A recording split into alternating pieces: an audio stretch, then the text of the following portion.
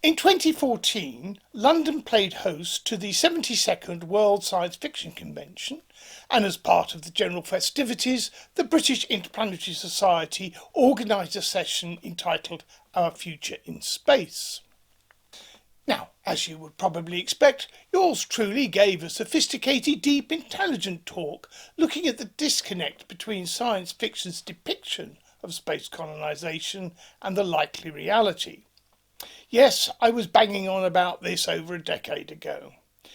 It was a historic moment, as it was the first time the Scorpion was introduced to the general public. But there were talks that were probably of greater interest from two of my old friends, Jerry Webb and Alan Bond, both looking back at the 1950s science fiction which had inspired their passion for space. What is interesting is that their strongest influences were all homegrown British fare and not from across the Atlantic.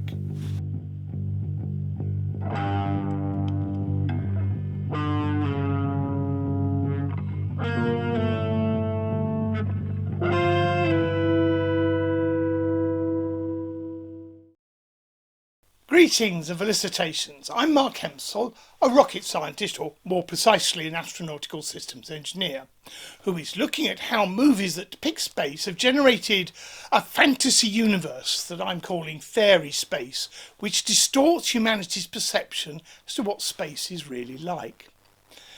I've often discussed inspirational influences with my elders and betters, that is to say the generation above me, like Jerry Webb, Alan Bond, Bob Parkinson and many others who grew up in the 1950s and early 1960s.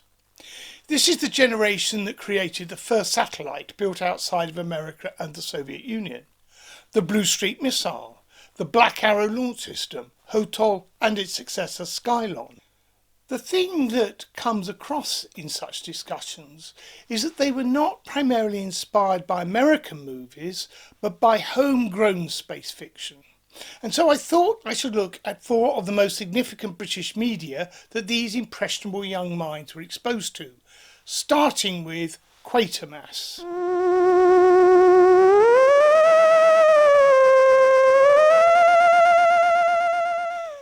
The various adventures of Professor Quatermass, the fictitious head of a fictitious UK rocket programme, is highly influential within British culture, as it is the seminal work for post-war visual media science fiction in both its television and movie formats. It started as a TV serial in 1953 on the BBC, which was the only television channel at the time. And Quatermass was the first British television science fiction production, so that in and of itself makes it important, both introducing a new genre and also many new production techniques. The success of the first serial spawned two sequels, and these followed the original using a 6 half-hour episode format. In 1950s Britain, television ownership and hence watching was not widespread. If you had a telly in 1953, there was only one channel, although by 1958 the British people who had a television had the luxury of 2 whole channels. So although there was low penetration of televisions into UK households, a popular programme could rack up millions in viewing figures because there was nothing else to watch. And the later Quatermasses apparently reached 20% of the population. These figures are a bit suspect, as at best only 1 in 10 households had a television, but major television programmes would be social events where not only the whole family but neighbours without televisions would be watching. Whatever the real figures, it clearly had a much wider impact on the general public than any film. Well, this was all a bit before my time, and I have never seen the original television shows.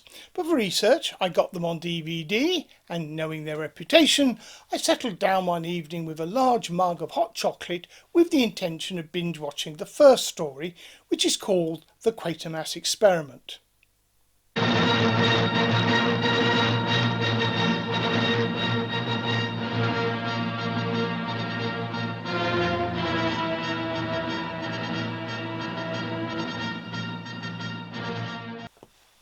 So I get through the first 2 episodes and decide to go for number 3 before a hot chocolate refill, but nothing comes up on autoplay. A few minutes messing around and checking on Wikipedia, I discovered that none of the other episodes were recorded. We're in the early days of television and drama was acted and transmitted live. Recording them was an experimental process used twice, and as it was not judged a success, they stopped using it. Fortunately, they did record all the episodes for the 2 sequels. As they were acted and broadcasted live, they have a stage play feel, but without an audience to interact with, which makes it a bit flat and stilted. What is of interest is you can see significant progress in production quality and visual effects over the decade, which means the most watchable is The Last Story, Quatermass and The Pit. I am afraid these shortcomings of the time means that, for me at least, none really work. They all fall just too far away from modern expectations. All 3 stories are similar. An alien threat from outer space threatens life on Earth in a way that makes them essentially early examples of body horror, and that's strong fare for a general television audience. They have a passing similarity to the American film The Thing from Another World, which was the most successful science fiction film of 1951, and it must have been an influence on Nigel Kneale, who created Quatermass. And this double success of the television show and a similar film attracted a small British company called Hammer Film Productions, who were going through a bit of a low time and looking for a new direction to restore their fortunes. They contacted the BBC about getting the film rights just 2 days after the first Quatermass had finished airing. And to cut a very long story short, the cinema version came out in 1955, but dropping the E from experiment in the title to emphasise that it had one of those newfangled X certificates, meaning in Britain only those who looked over 16 could watch it. After a lot of argument and soul searching, Hammer had decided to actively seek this rating as a marketing plus, and in hindsight, how wise that decision was. Although the films all up the body horror content element a little, it was essentially the same as the BBC production, but tightened up to halve the runtime, which to be honest was not a bad thing. It also had the polish of a movie production rather than a live performance broadcast. Although the first picture is credited with the only recorded death by fright during a showing, these days it gets a parental guidance warning and is considered pretty tame stuff. But however tame it is these days, all 3 Quatermass films are still very watchable. In the films, Quatermass becomes an American to appeal to the US market, which was Hammer's habit at the time. In the colonies, the first film was retitled as The Creeping Unknown and packaged with another horror film, The Black Sheep. This was another good move as it ensured Hammer would have success marketing its later horror products in America. But although these stories are all about some kind of space alien invasion, they are all based on Earth. Well, England to be honest, but as this is the most important place on Earth, where else would any sensible aliens start? But there are almost no space scenes in any of the stories, so it doesn't really influence the audience perception of space, except to suggest that the universe is chock-a-full of very nasty parasitic monsters who are strangely biologically suited to interact with Earth life in unpleasant ways. Where rockets are shown, they are the 1950s classic space fiction V2 lookalikes, and apparently they are atomic powered. However, what is interesting is when we get a look inside, it doesn't look quite like the Hollywood equivalents. What they seem to be following is the vibe of the British Interplanetary Society's technical committee designs as realised by Ralph Smith's paintings. And we only get one peek of the astronauts in space, which is in the first adventure, and then only the film version of this scene survives. We see the couches are in rather a strange orientation, but what I think stands out is the actors pretending to be in zero gravity. I would argue this is quite realistic and actually stands the test of time rather well, even when viewed against real microgravity footage that we now have. Because they do so little to impart a vision of spaceflight, I am not normally covering aliens on Earth movies. But when it comes to talking to the British space pioneering generation, Quatermass does come up as an influence. It's also important as the foundation of British television science fiction, especially in laying the groundwork for Doctor Who in 1963, both in terms of the personnel involved and a realisation of what could be done with science fiction drama within the constraints of British television. But it was also important to the British film industry. After the Second World War, Hammer had been churning out around 7 low-budget B-movies a year without too much success. This includes a space movie called Spaceways, which was a collaboration with Mr. Lippard of Rocket Ship XM fame. Indeed, it reused some of the external rocket shots, those very shots that were so bad they were replaced in later versions of Rocket Ship XM, but not Spaceways. And the spacecraft interior is not only shoddy and unconvincing when judged as a serious spaceship, it doesn't even pass muster as a presentable stage set. Not only was Hammer not really succeeding as B-movie producers, the market for B-movies was also fading as the impact of television grew. So companies like Hammer needed to find ways to provide entertainment that people would pay to see that could not be shown on the increasingly dominant television. There are 2 options. One was super spectacular blockbusters, which of course was not an option for the impecunious Hammer Pictures. But the success of the ex-certificate Quatermass experiments highlighted the other option. Produce ex-certificate fare with horror, violence and sex that could not be shown on family-friendly television. And when did gratuitous horror, violence and sex ever fail to get an audience? So Quatermass experiments set the direction for Hammer Films as famous producers of X-rated horror movies, like Frankenstein and Dracula, setting up the company as the world-leading gothic horror brand for which it is now infamous.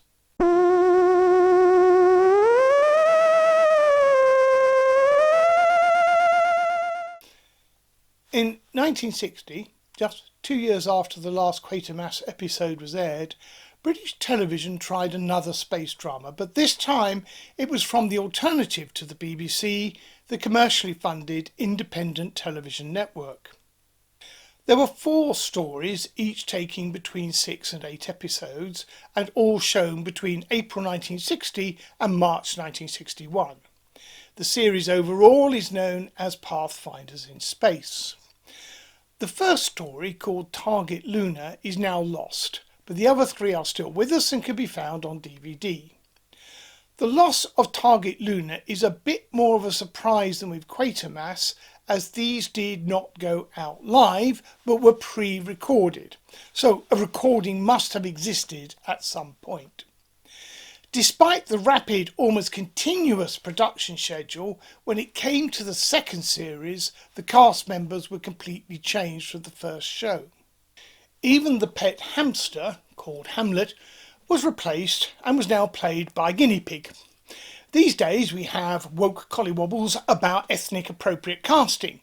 Back in 1960 you were lucky to get the right species, and I'm afraid I cannot speak highly of the replacement's performance, which I found emotionless and detached from the narrative. Hello, MR2 here. Who's calling? Over. Ian Murray, MR1. The production values, while still crude by modern standards, were much higher than Quatermass. And they needed to be because these stories were actually set in space, visiting the Moon, Mars and Venus in turn. The spacewalking shots are particularly effective and would stand up well even compared with the higher quality expected in cinema movies. So credit where it is due, this was an attempt at serious space fiction. When it comes to shots like this view of the spaceport, it might look unconvincing and obviously a small model when viewed on a remastered DVD for a high definition video, but it was designed to be shown on low definition 425 line television where it would have looked more realistic. This low definition was a problem when British television moved to 625 lines. The production of sets and effects needed to be stepped up in detail from what they had got away with before. On modern 1000 line plus playback, when we have more than twice the original definition, it does not hold up well. All the stories were the by now staple mankind's first step into space using all the standard cliches.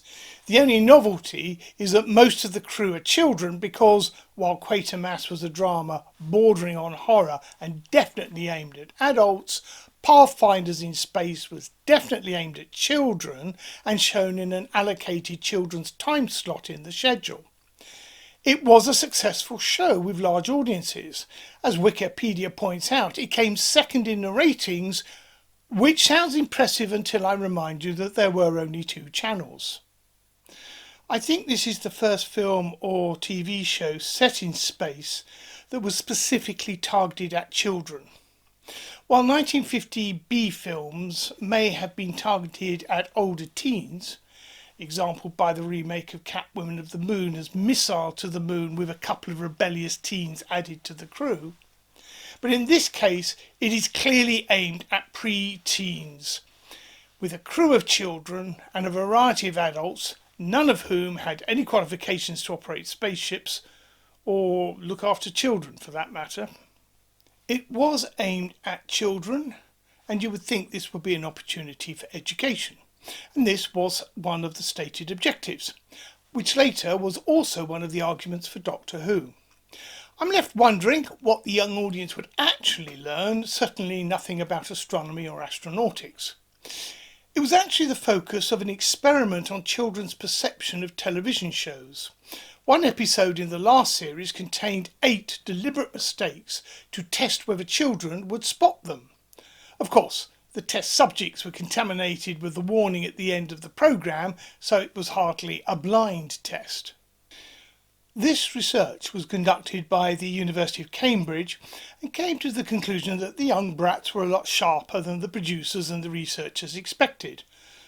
But I suspect any parent could have told them that. I have tried to track this research down to find out what the mistakes were.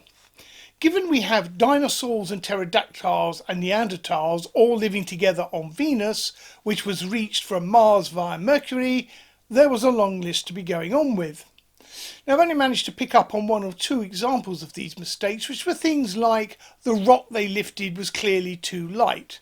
It seems none were related to the massive disconnects with reality, which were all standard fairy space nonsense and the paleontological equivalent, which suggests that the production team and the researchers did not know how dumb and inaccurate the basic story's assumptions were before we get into minor inconsistencies. Despite the success at the time, Pathfinders in Space did not seem to have much of an inspirational effect on the later generation of British rocket scientists, probably because it's not very inspirational, particularly considering it was aired on the verge of real human spaceflight. So if we're looking to find that match which started the metaphorical fire in the minds of these UK space engineers, we will have to look elsewhere.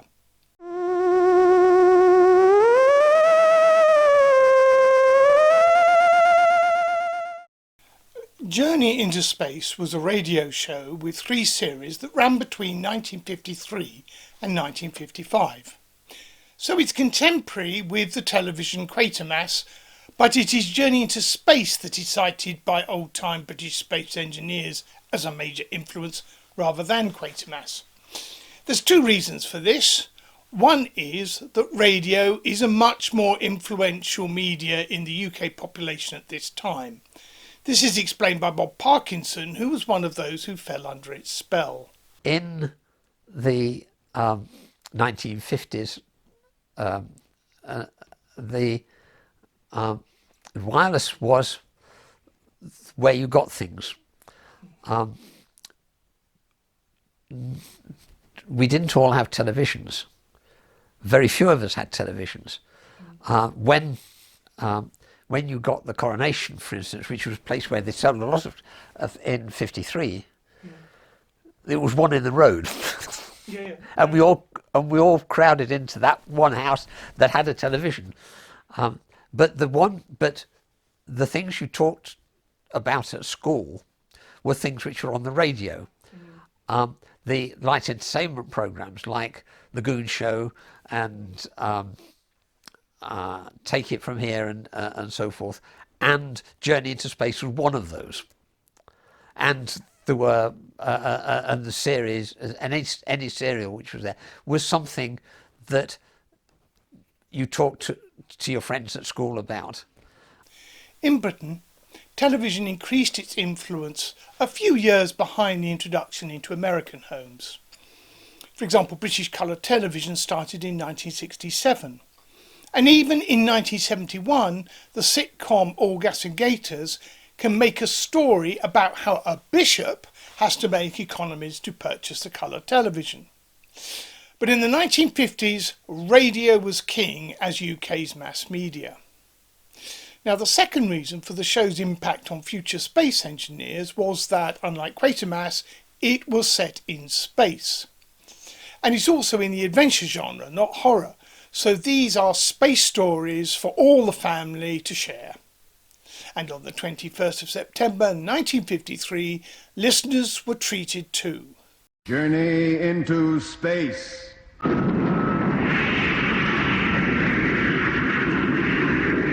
BBC presents Jet Morgan in Operation Luna.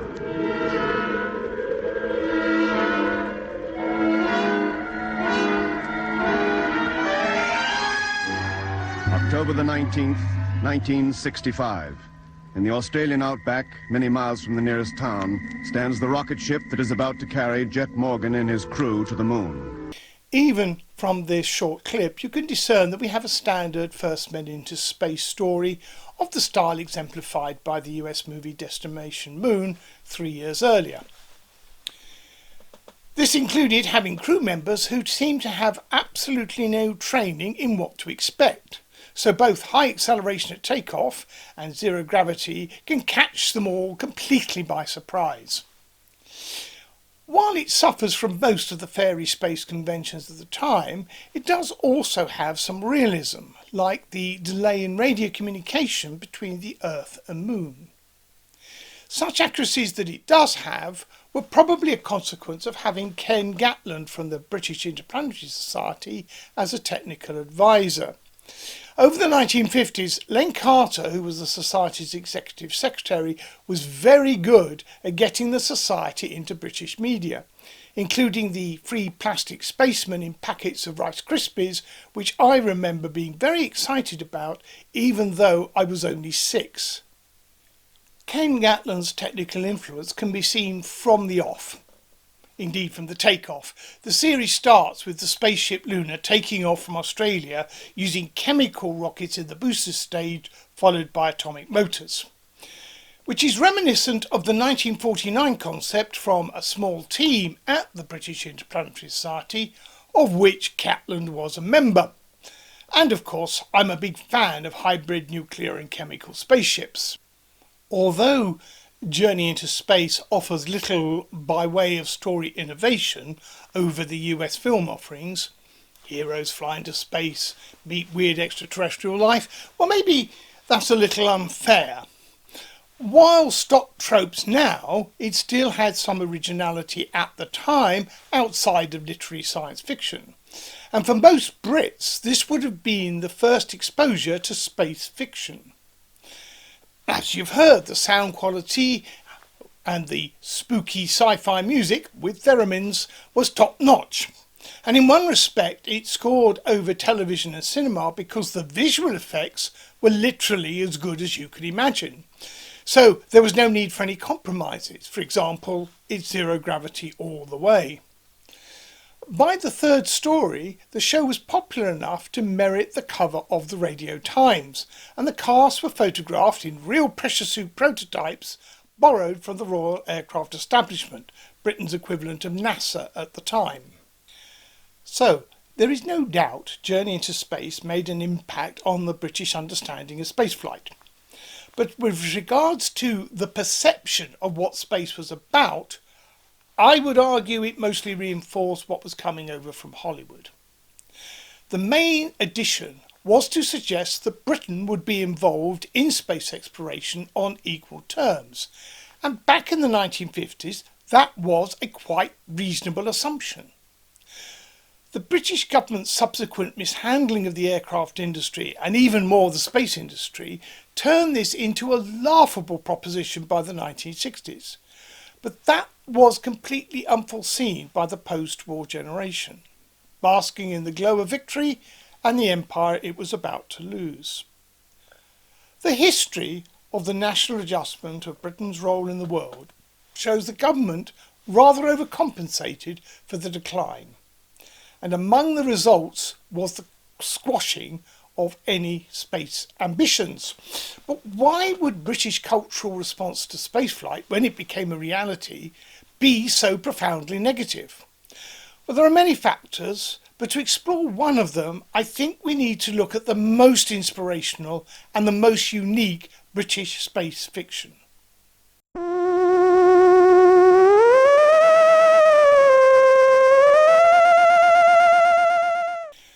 While Journey into Space had an impact on the overall British public consciousness, by far the biggest influence on the young minds that would become astronautical engineers was not a film, TV or radio show.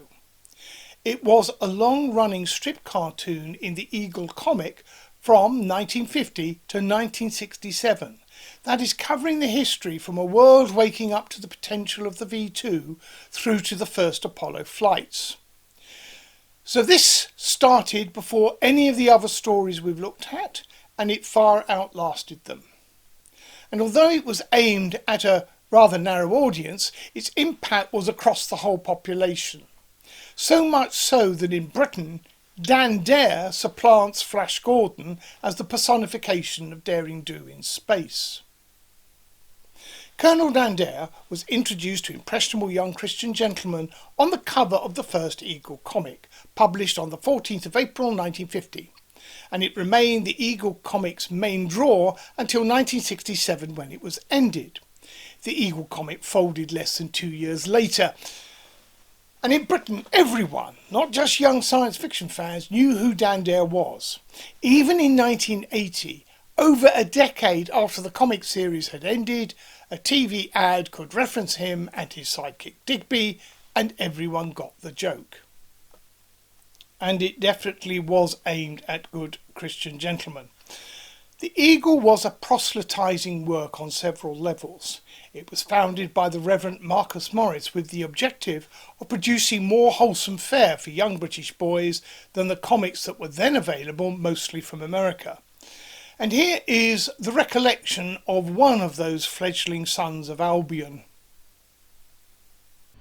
I think my dad read the Express, and he turned over a page I was looking, and suddenly there was a picture of space, a cereal with spacemen in it, and it says "Boys, a great new cartoon weekly," and that was an advert for Eagle. Now that's how I knew that Eagle was going to come out. Nobody else told me. I just knew it was. I've described this issue of the Express to people and nobody remembers it, but definitely it was that triggered me. Accordingly, I got on my bike, because as kids you could wander around in those days without protection, cycled down to the paper shop, which involved a considerable journey across a park. We lived at this time in a flat in a big house in the top of the hill in Ealing. I sort of got to Hillcrest Park to what is now Hanger Lane Corner, and there was a newspaper shop there, and I bought the first copy of Eagle for 3p, and absolute king's ransom. I don't know where I got the money from. Being a clergyman, the Reverend Morris made sure that readers got the Christian message. The back page was devoted to biblical stories retold as comic strips. At one point, they were even considering making Dan Dare a chaplain to the space fleet, which left a legacy in his backstory, in that he was educated at Rosal School, which is a public school that had a special connection to Church of England clergymen.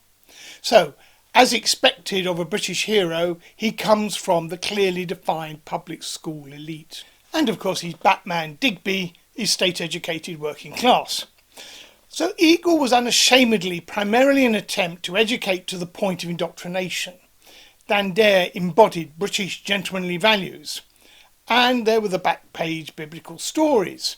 Inside there were superb cutaways of mostly British engineering marvels, and even more impressive was that it covered high-level maths. So I knew about calculus and binomial probability before going to secondary school to have my understanding thoroughly scrambled up. The genius here was that they told the story of how these mathematical concepts were found in a comic strip, and there's no better way to learn a subject than learning its history. There are a couple of important points I'd like to make about Dan Dare. The first I've already mentioned, that is, it was the earliest of the post-war space stories, 3 years earlier than Quatermass or Journey into Space, and it outlasted them, and so it became a background icon in British culture.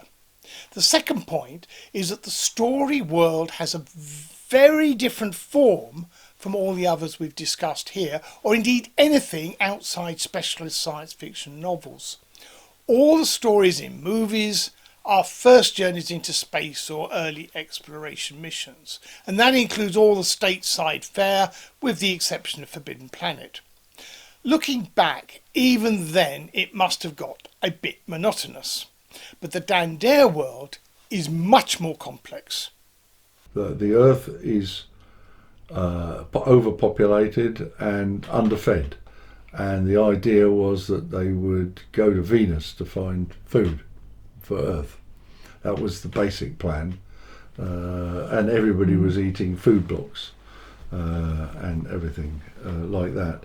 So Dan Dare was a member of the British Space Fleet. He was Colonel, Brady Colonel, pedigree. His father had been a spaceman before him.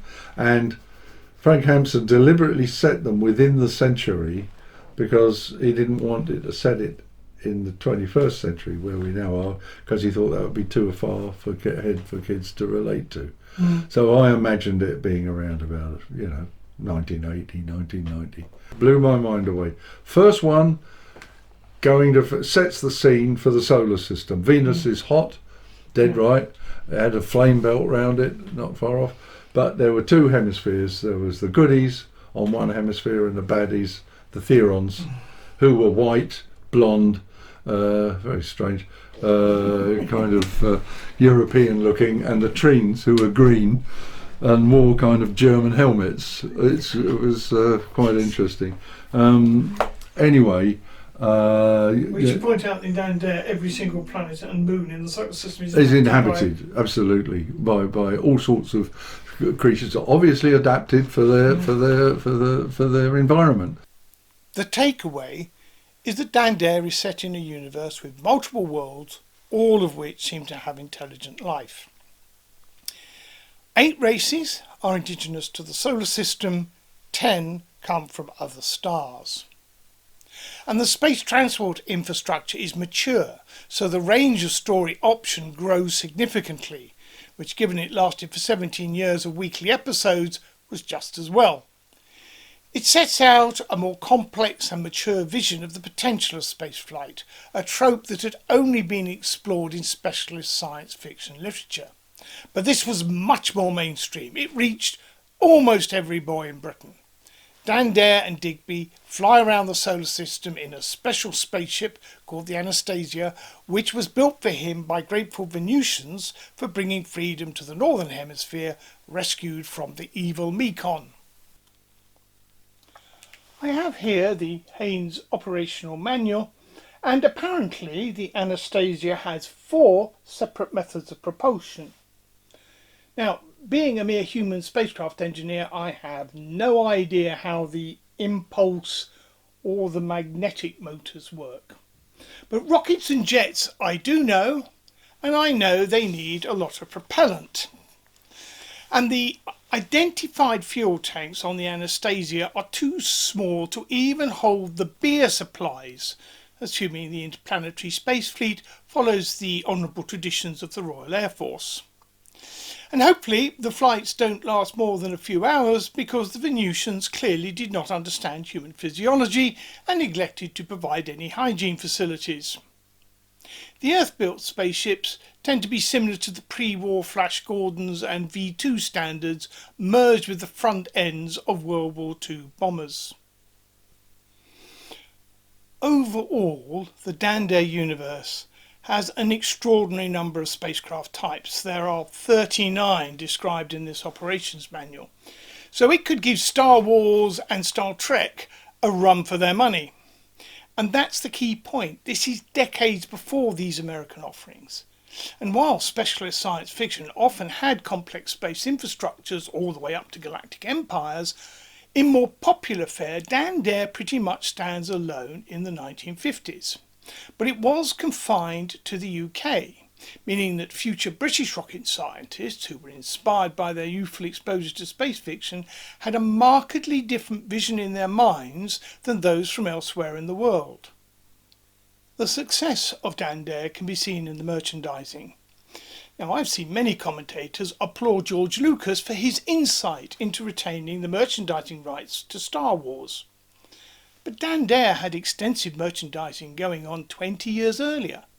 So rather than wonder at how clever Mr. Lucas was, I'm staggered at how 20th Century Fox corporate failure to grasp the potential. While on the subject of merchandising and spin-off, we should perhaps mention that in 2002 an ill-advised animated television series was inflicted upon an innocent and unsuspecting world.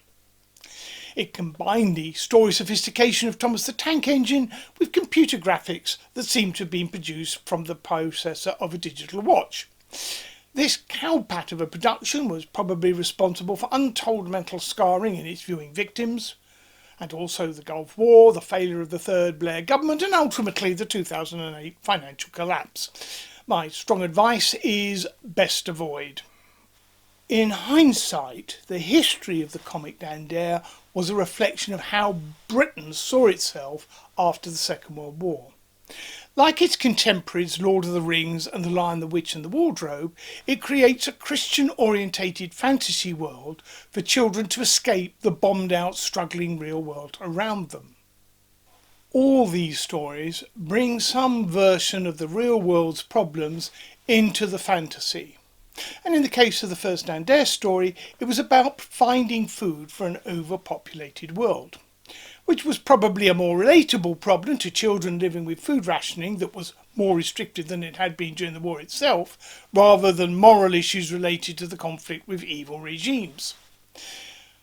The difference is, in the Dare world, it is technology that provides the answers, which would have been an anathema to Tolkien and Lewis, but would have resonated more widely given the massive technical and science advances that had been made during the war. The impact of technology on society was a major theme of the mid-20th century, but it also became to be seen as being more equivocal in light of the increasing nuclear threat, the effect on cultural traditions, and the realisation of emerging environmental issues.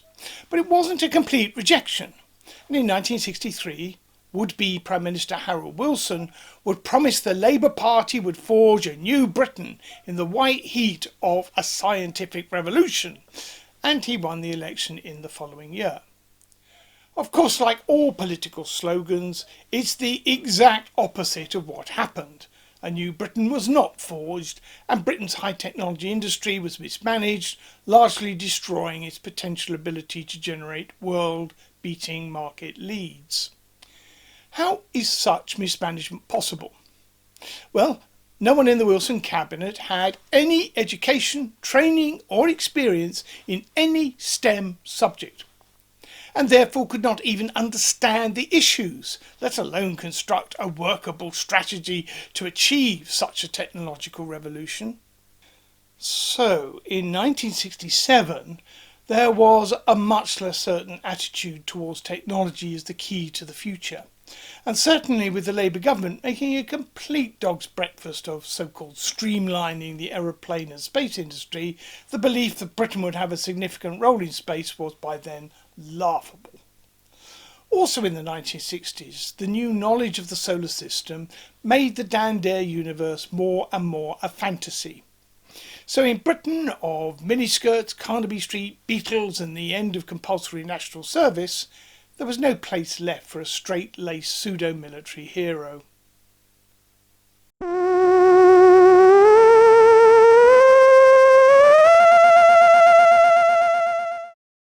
The post-war science fiction community in Britain had a few distinctive features. The paper rationing imposed during and immediately after the Second World War constrained the volume of books and magazines that could be published. And counterintuitively, this lowered literary standards as publishers bought the cheapest copy from high-volume authors working at maximum speed, simply because whatever they printed sold.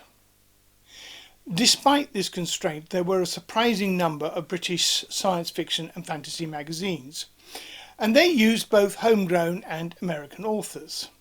It seems the UK authors were typically more connected with academic astronautics than in America, as many were early members of the British Interplanetary Society, although the only one who made a real international impact was Arthur C. Clarke. Despite these subtle differences with the contemporary American activity, the overall picture of British science fiction literary scene was that it was largely a mirror of what was going on in the United States. But on both sides of the Atlantic, the direct impact of science fiction literature on the general public was essentially zero. Later, in the 1960s, movies and television started mining the innovation that was in this literature. But in the 1950s, with the exception of Forbidden Planet, it's either a generic alien invasion of Earth or a generic first human trip into space stories that were essentially just rehashing Jules Verne and H.G. Wells. Although American films were available and watched in Britain, it was the homegrown fare that was more widely consumed by the general public and the inspiration for the budding British space engineers. In part, that was because it was more culturally attuned and therefore resonated more. Also, they were regular weekly events on popular media platforms rather than the occasional cinema release, which would only be seen by those who were already fans of the genre. As a consequence, there was simply much more exposure for the British public to the UK-produced media. I think that there are two subtle differences in the way the popular media impacted British culture. The first difference is that in the UK, as the 1950s progressed, space fiction was progressively juvenalised. The decade's television starts with the very adult Quatermass and ends with Pathfinders in Space, a children's programme shown in a children's time slot. And Dan Dare, which is by far the most influential media in the UK, was always targeted at pre-teen boys. So in British culture, spaceships were lumped with dinosaurs as something that was part of prepubescent male development. But if you were still interested in such things in your adult life, it was a clear symptom of arrested development. Now, there are many reasons why the UK establishment was hostile to the notion of any British ambitions in spaceflight, many of which still persist to this day. And we've already seen that by 1964 we had a government trying to cope with technology advances that they had neither the empathy or the understanding to tackle. All politicians and decision-making civil servants had the same generic baggage, summed up thuswise by Winston Churchill. But in addition to the wider problems dealing with industrial and technology policy generally, there is this further issue. That is, the starting assumption is that spaceflight is not a serious adult subject. I think the problem is exacerbated by the second impact of Dan Dare, which is the subtly different inspiration it provided to British space enthusiasts over their American counterparts. As we saw, the Dan Dare's universe was way beyond the standard first men into space fare. And that was pretty much what everything else offered. Its complexity of ships, locations, alien races were comparable to Star Trek, but this is 16 years earlier. And like Star Trek, it gave a vision of what spaceflight could lead to, however inaccurate that vision might be. Without overemphasising the point, it did mean that there was a different, more visionary edge to British space thinking. Now, if they wanted the missiles, and the UK government definitely wanted the missiles, then they had the problem of dealing with these Dan-Dare-influenced space enthusiasts. And remember, in British culture, there is no greater condemnation of a person's mental stability than to imply that they are an enthusiast. Despite this problem, Britain managed to develop a long-range nuclear missile and a small launch system which were technically equivalent to anything in America or Russia. And by accident, the UK also developed the basic rockets for a more operationally viable silo missile and a large launch system bigger than the American Delta. Of course, at the time, the dysfunctional government agencies didn't even realise they had done this, let alone consider either as a project worth pursuing. The uncomfortable relationship between the British government and the space nerds was resolved on the government's side by the simple expedience of stopping all space launcher and missile activity in Britain and buying everything from America. Because all American rocket scientists are demigods with superhuman intellectual abilities, whereas all British space enthusiasts were clearly drooling juvenile cretins. All British science and technology policy at the time was characterised by successions of mind-bogglingly dumb decisions. But space was an extreme case of this general trend, I think because both sides were influenced by the widespread space fiction media, which was not a background in the aviation, computing, medical or other technical fields. Of course, I'm not blaming the failure to properly support British space on Dan-Dare. In an alternative universe without our intrepid colonel, I guess history would have played out pretty much the same. But I am proposing that although the big picture influence of space science fiction in the United Kingdom was very similar to the United States, the dominant media were homegrown with an aesthetic more in tune with British sensibilities. Because the British media tended to the pre-teen audience, the perception of spaceflight as a juvenile activity was stronger in Britain than elsewhere. I would also argue that the unique and particular world of Dan-Dare was an inspiration that gave British space community a greater vision of the long-term potential for humans in space, although it was a vision that they were to be denied the opportunity to realise.